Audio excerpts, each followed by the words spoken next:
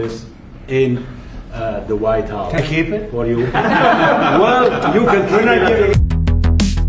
বিশ্বকাপের সোনালি ট্রফিটি কি ট্রাম্পের দাবিতে হোয়াইট হাউসই থেকে যাচ্ছে, তাও আবার ডোনাল্ড ট্রাম্পের কাছেই। সামাজিক মাধ্যমে ছড়িয়ে পড়া একটি ভিডিও ঘিরে এখন এই আলোচনা তুঙ্গে। কিন্তু ভিডিওটি সত্যি নাকি পুরো ঘটনাটির পিছনে লুকিয়ে আছে ভিন্ন কোনো বাস্তবতা? হোয়াইট হাউসে ফিফা প্রেসিডেন্টের কাছ থেকে বিশেষ ম্যাচের টিকিট গ্রহণের সময় বিশ্বকাপ ট্রফি হাতে নিয়ে ডোনাল্ড ট্রাম্প হেসে বলেছিলেন, এটা কি আমি রেখে দিতে পারি? আর সেই কয়েক সেকেন্ডের ভিডিওই নতুন করে ভাইরাল।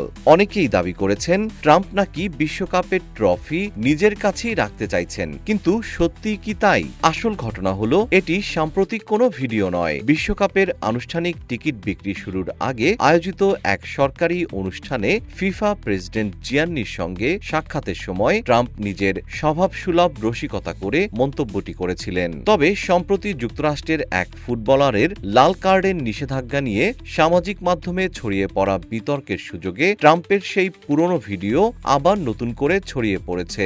ভিডিওটির একটি ছোট অংশ কেটে এমনভাবে উপস্থাপন করা হয়েছে যেন ট্রাম্প সত্যিই ট্রফি নিজের কাছে রাখতে চাইছেন। তাই ভাইরাল কোনো ভিডিও দেখেই বিশ্বাস করার আগে তার প্রেক্ষাপট ও সত্যতা যাচাই করা জরুরি।